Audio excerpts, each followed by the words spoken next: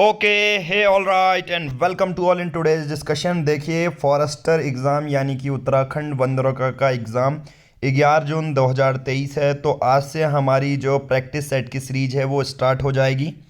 इसमें हम बहुत सारी टेस्ट सीरीज के एमसीक्यू कराएंगे और सबसे अच्छी बात है कि हर एक क्वेश्चन को करने के लिए आपको पॉज करने का टाइम है। आप अपने बेसिस पे प्ले पॉज कर सकते हैं। यूट्यूब की वीडियो को हम डायरेक्टली आंसर बताएंगे, प्लस आंसर होगा सॉल्यूशन बेस्ड, यानी कि एक जो क्वेश्चन हम सॉल्व कराएंगे उसका पूरा एक्सप्लेनेशन भी दिया जाएगा कि वो क्वेश्चन अगर इस टाइप के आते हैं या ऐसा कोई क्वेश्चन होता है वो कैसे सॉल्व होगा। तो ज़्यादा टाइम वेस्ट ना करते हुए हम आज की एमसीक्यू सीरीज को करते हैं, जिसमें हम सभी जो है टॉपिक्स को कवर करेंगे, जिसमें रासायनिक अभिक्रिया एवं समीकरण, अम्ल, क्षारक एवं लवण हमारे ये चल रहे हैं, जिसे आप एसिड बेस एंड सॉल्ट कहते हो। तो जितने भी क्वेश्चन होंगे हम डायरेक्टली करते रहेंगे और ज़्यादा टाइम वेस्ट नहीं करेंगे। अगर आपको पूरी टेस्ट सीरीज का पेड बैच चाहिए तो डिस्क्रिप्शन में एक आपको नंबर दिया गया होगा, उसी नंबर पर गूगल पे फ़ोनपे करना है और सिमिलर नंबर पर उसी नंबर पर स्क्रीनशॉट भेजनी है व्हाट्सएप नंबर पे जो पेमेंट की। उसके बाद हम आपको टेलीग्राम नंबर पर सभी टेस्ट सीरीज सेंड कर देंगे। चलिए आज से स्टार्ट करते हैं। क्वेश्चन है, एक सॉल्यूशन है जो रेड लिटमस को ब्लू में करता है, उसका पीएच कितना होगा। इसी को हम हिंदी में कर लेते हैं कि एक सॉल्यूशन है जो लाल लिटमस को नीले रंग में बदल देता है, इसका पीएच मान क्या होगा। पीएच कहते हैं पोटेंशियल ऑफ हाइड्रोजन, यानी कि जो हाइड्रोजन अणु होता है उसकी क्षमता। तो उसकी पीएच कितनी हो गई, सिंपल सी बात है, पीएच इसके लगा 0 से अगर आप देखोगे 14 तक, यहाँ 7 होता है, इसके ऊपर वाले क्या होते हैं, बेसिक। तो एक हमने कल भी पढ़ा था, जो रेड लिटमस को ब्लू में करेगा उसे क्षारक कहते हैं, उसे क्षार कहेंगे या अंग्रेजी में उसे बेस कहेंगे। तो आंसर हो जाएगा 10। इतना ज़्यादा दिमाग नहीं लगाना था इस क्वेश्चन में, ठीक है। तो मैंने यहाँ पर देखो सॉल्यूशन भी दिए हैं, करेक्ट सॉल्यूशन।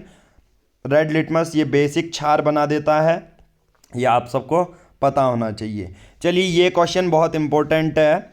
यहाँ पर एक क्वेश्चन है कि एक सॉल्यूशन है, मतलब एक बीकर दिया गया है और उसमें अंडे के छिलके हैं, ठीक है। मैं हिंदी में एक्सप्लेन कर रहा हूँ और हिंदी में यहाँ पर दिया गया है। देखो, अंडे के गोले के साथ प्रतिक्रिया करता है, एक गैस देने के लिए चूना पानी दूधिया हो जाता है। तो ये आप क्वेश्चन देख सकते हैं जब भी आपको ये मिलेगा, बट मैं आपको हिंदी में समझा देता हूँ। एक सॉल्यूशन है जिसमें अंडे के छिलके पड़े हुए हैं और उसमें कोई इन चारों में से चीज़ें जाती हैं। सॉल्ट जाएगा, ये एक लवण है, HCl ये जाएगा अम्ल, LiCl या KCl, ठीक है। तो ये पूछा गया है, इसमें अंडे के छिलके हैं और ये गैस निकलती है। जो भी गैस निकलगी वो लाइम वाटर को, जो भी हमारा प्रोडक्ट बनेगा वो पूरा मिल्की कलर दूधिया रंग का हो जाएगा। तो इसमें है आपका आंसर HCl। देखो, मैं एक्सप्लेनेशन बता देता हूँ फिर दिखा भी देता हूँ। HCl जब भी आप देखोगे ये एक अम्ल है, ठीक है। और अंडे के छिलके, बाहर का छिक्कल जो होता है, इतनी हार्ड सेल होती है, पता है ना, तो वो होता है कैल्शियम कार्बोनेट। तो जब भी ये मिलेगा तो कैल्शियम क्लोराइड प्लस CO2 हमारा क्या बन जाएगा, जो भी हमारा प्रोडक्ट होगा वो दूधिया कलर का मिल जाएगा। तो एक आंसर याद रखना, जब भी CO2 गैस निकलती है वो लाइम वाटर को दूधिया कलर का बना देती है, ठीक है। तो वही चीज़ यहाँ पर इंग्लिश में भी लिखी गई थी। तो आंसर हो जाएगा इसका HCl। अगर आप देखोगे, ये देखो एक्सेल में कैल्शियम कार्बोनेट होता है, अगर वो HCl के साथ रिएक्ट करेगा तो वो CO2 गैस निकालेगा और CO2 गैस की वजह से जो लाइम वाटर है वो पूरी तरह दूधिया कलर का हो जाएगा। तो इसका आंसर इंग्लिश में भी है, हिंदी में भी है, ठीक है। आई होप ये आपको सब चीज़ समझ में आ रहा होगा। अब देखो, ये बहुत अच्छा जो है प्रश्न है। देखो, मैं हिंदी में समझा देता हूँ, इसके नीचे हिंदी में लिखा भी गया है, ये देखिए, NaOH के घोल यहीं पर है। पर जो हिंदी वाला है वो ट्रांसलेशन आपका गूगल ट्रांसलेशन है, तो मैं पूरी तरह समझा देता हूँ, आप यूज़ भी कर सकते हो। यहाँ पर क्या लिखा है देखो, 10 ml of a solution of NaOH is found to be completely neutralized by 8 ml of a given solution of HCl। यानी कि हमारे पास 10 मिलीलीटर NaOH है। NaOH एक स्ट्रॉन्ग बेस होता है जिसे आप क्षार कहते हो, ठीक है। वो 8 ml किसको, HCl जिसे अम्ल कहते हैं, इसको पूरी तरह न्यूट्रलाइज कर दे रहा है। इसके बाद पूरी तरह, मतलब वो नमक है और पानी है सिर्फ, ठीक है। तो क्वेश्चन वाला कह रहा है कि अगर हमारे पास 10 मिलीलीटर का NaOH है पूरा नहीं लिख रहा हूँ, ठीक है। मैं वो 8 ml के HCl को पूरी तरह न्यूट्रलाइज कर दे रहा है, मतलब उसके इफेक्ट को पूरा कम कर दे रहा है। तो क्वेश्चन ये वाला ये कह रहा है कि अगर हमारे पास 20 ml का NaH होता तो HCl कितना लगता जो कि वो पूरी तरह न्यूट्रलाइज हो जाए। तो ये पता नहीं था, तो इसके बदले x से लिख दो। बहुत सिंपल है, ऐसे न्यूमेरिकल को सॉल्व करना बहुत ही साधारण होता है, बहुत ही आसान हो जाता है। तो 10 बराबर 8 कर दो। देखो सॉल्व कैसे करोगे, सॉरी, 10 बराबर 8 और 20 बराबर x। x को यहीं रखोगे, ऐसा क्रॉस मल्टीप्लाई करोगे। 20 गुणा 8, 20 गुणा 8 बट्टे 10, 10 से 2 को काटोगे, 8 दूनी 16 या 8 टू जा 16, राइट। तो आंसर क्या हो जाएगा, 16 ml।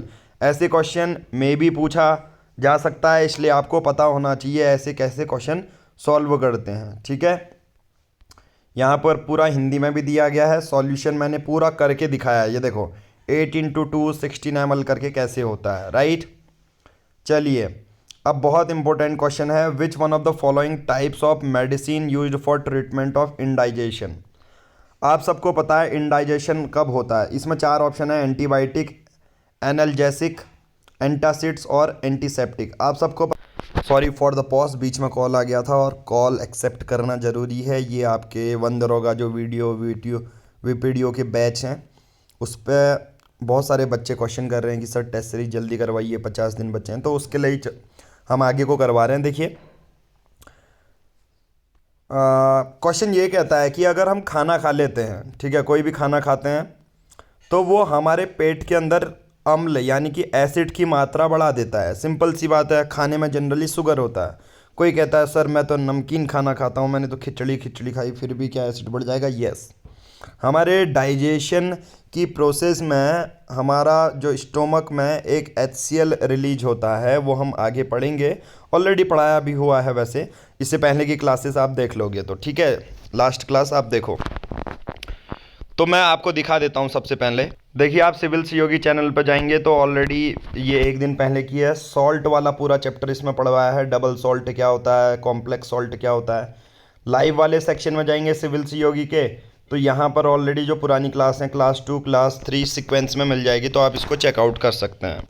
तो आपको ये प्रश्न समझ में आ गया होगा कि कौन सी हमें दवाई लेनी चाहिए अगर हमें इंडाइजेशन हो, अपच हो। तो अपच कब होगी, जब पूरी तरह खाना नहीं पचता है। तो जनरली क्या होता है, इसका आंसर हो जाता है एंटासिड्स। एंटासिड्स जनरली बेस होते हैं, क्षार होते हैं। जब भी एसिडिटी हो जाती है हमें, तो उसका आंसर सिर्फ एक ही होता है कि हमें एंटासिड्स लेना होता है, ठीक है। मैं इसका आंसर एंटासिड बता देता हूँ, इसका सॉल्यूशन भी पूरी तरह बता देता हूँ। देखो आंसर क्या है, जब भी हम ओवर ईटिंग कर लेते हैं, जब भी हम खाना बहुत ज़्यादा खा लेते हैं, तो वो हमारे पेट में बहुत ज़्यादा एसिड यानी कि अम्ल बना देता है। तो जिस वजह से अम्ल बहुत ज़्यादा बनेगा तो वो पचेगा नहीं, इंडाइजेशन हो जाएगा। तो सिंपल सी बात है, हमने पढ़ा था, इससे पहले वाले चैप्टरों में पढ़ा था जब मैंने वैसी क्लास ली थी, कि कोई भी अगर एसिड बहुत ज़्यादा हो जाए तो इसको न्यूट्रलाइज करने के लिए क्या होता है, हमारा बेस हो जाता है यूज़ में। तो इसे क्या कहते हैं, एंटासिड। वही बेस क्या कहलाता है, एंटासिड कहलाता है, ठीक है। देखो ये मैंने ऑलरेडी पढ़ा दिया है लाइव क्लास में। आरएनएस के अनुसार एक एसिड क्या होता है। देखो मैंने 3 थ्योरी बताई थी आपको, Arrhenius equation, Bronsted and Lowry concept, Lewis acid and Lewis base, ठीक है। Lewis acid and Lewis base, आपको ये चीज़ याद रखना है। लुईस एसिड क्या होता है, ये डायरेक्टली क्वेश्चन पूछे जा सकते हैं। मैंने तो अभी आरएनएस इक्वेशन पर किया है, आपसे कोई भी क्वेश्चन पूछा जा सकता है। तो आरएनएस तो बहुत सिंपल कहता है, जो भी पानी में घुलने के बाद H+ आयन देगा या H+ का कंसंट्रेशन बढ़ाएगा वह एसिड होगा, जो OH होगा वो बेस होगा। तो इसमें एक आंसर हो जाएगा H+ इन वाटर। आरएनएस के अनुसार अम्ल देता है, पानी में H+ देता है, इसका आंसर हो जाएगा A। और यहाँ पर सॉल्यूशन भी दिया है, अगर आप देखेंगे तो आरएनएस के अनुसार एक अम्ल वही है जो किसी भी सॉल्यूशन में हाइड्रोजन आयन की कंसंट्रेशन को बढ़ा देता है। नेक्स्ट क्वेश्चन है, मिल्क ऑफ मैग्नीशिया क्या है।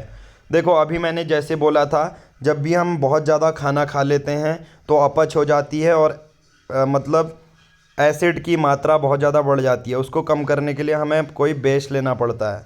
तो इसमें क्या हो जाएगा, बेस एंटासिड हो जाएगा। और मिल्क ऑफ मैग्नीशिया बहुत सिंपल है, ये कॉमन नेम होता है, ये एक ब्रांड नेम है।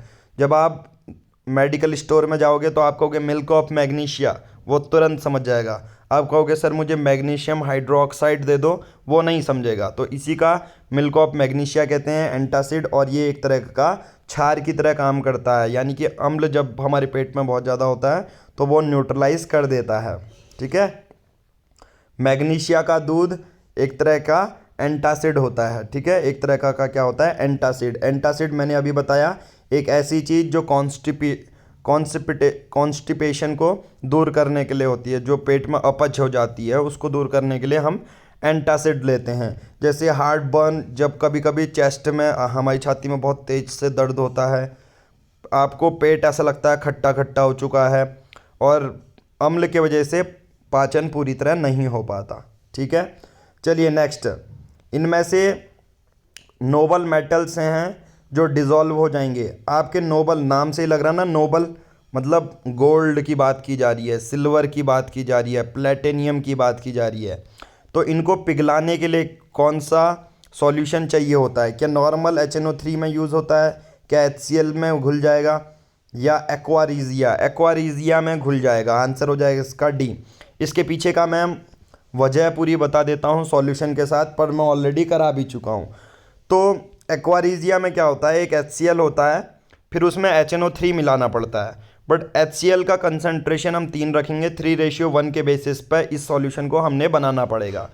फिर जो हमारे पास बीकर मिलेगा, एक ऐसा बीकर जिसमें वो सॉल्यूशन मिल जाएगा, उस बीकर में फिर हम गोल्ड डालें, फिर सब पूरी तरह डिज़ोल्व हो जाएगा। ठीक है, तो मैंने यहाँ पर भी बताया है एक्वारीजिया एक हाईली कोरोसिव होता है, पूरी तरह जला देगा। जो HCl और नाइट्रिक एसिड HNO3 3:1 में बनता है, 4:1। जनरली अगर 3:1 ना दिया हो और नन ऑफ द अबव ना दिया हो तो 4:1 करना, पर हम NCERT के बेसिस पर जाएंगे, वो 3:1 है। एक्वारीजिया का लैटिन भाषा में शब्द है किंग्स वाटर, मतलब पानी का राजा, और रॉयल वाटर। अब एक ऐसा सॉल्यूशन बन जाता है जिसकी एबिलिटी, क्षमता होती है कि गोल्ड, सोने को, प्लेटिनम को और पैलेडियम को वो गला के रख सकता है, इसलिए इसको एक्वारीजिया भी कहते हैं। चलिए, इनमें से कौन सा स्ट्रॉन्ग एसिड नहीं है? नेक्स्ट क्वेश्चन, सिंपल सी बात है, ये स्ट्रॉन्ग है जिसे सल्फ्यूरिक एसिड कहते हैं, ये स्ट्रॉन्ग है जिसे नाइट्रिक एसिड कहते हैं, ये स्ट्रॉन्ग है जिसे हाइड्रोक्लोरिक एसिड कहते हैं। बट CH3COH एक वीक एसिड होता है।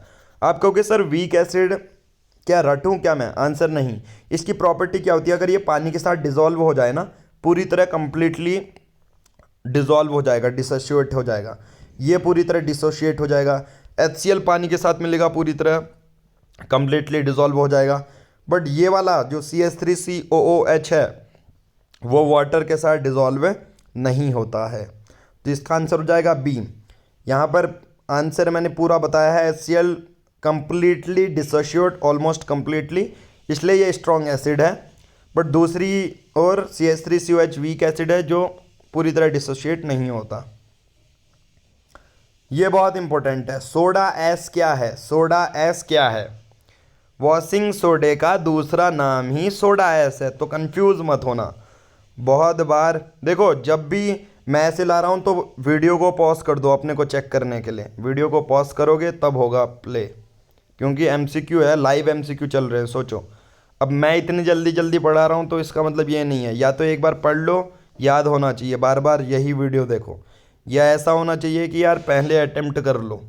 ठीक है, सोडा ऐश कंफ्यूज मत होना, सोडा ऐश का ही दूसरा नाम वॉशिंग सोडा होता है, और वॉशिंग सोडा का फॉर्मूला होता है Na2CO3, जिसे आप सोडियम कार्बोनेट भी कहते हो। आंसर हो जाएगा इसका बी, राइट। आंसर क्या हो जाएगा इसका? बी, सोडा ऐश, इसको सोडियम कार्बोनेट कहते हैं, और ये एक एल्कली कंपाउंड हो जाता है। ठीक है, इनमें से देखो आंसर पता करना है, इनमें से बेसिक सॉल्ट क्या होगा। आप सबको पहले पूरी प्रोसेस पता होनी चाहिए कि एक क्षार वाला लवण कौन सा होगा, क्षार लवण कौन सा होगा, बेसिक सॉल्ट इनमें से कौन सा होगा। मैंने जब क्लास ली थी और एनसीईआरटी में भी नॉर्मली बताया गया। चलो इसका आंसर पॉज करके देना ज़रा, ठीक है, कमेंट बॉक्स में क्या आंसर आता है 10th का। तो बेसिक सॉल्ट कब बनता है, देखो बहुत सिंपल है, जब आपका वीक एसिड होगा, जब आपका वीक एसिड होगा प्लस स्ट्रॉन्ग बेस होगा, स्ट्रॉन्ग बेस होगा। अब इसमें वीक एसिड पहचानो, अगर पहचानना होगा तो अभी हमने पढ़ा था ना, वीक एसिड ये है CH3COOH होता है, एसिटिक एसिड होता है ना, तो H का रिप्लेस कर दिया, नहीं आ गया, तो ये हमारा बेसिक सॉल्ट बनेगा क्योंकि इसमें वीक एसिड का मिला हुआ है। वीक एसिड क्या बना होगा, ये देखो, अगर मैं इसको पूरा लिखूं, CH3COH होगा और ये स्ट्रॉन्ग बेस होगा NaOH, ये Na यहाँ आ गया और H2 बाहर, और ये बेसिक सॉल्ट बन जाएगा, राइट।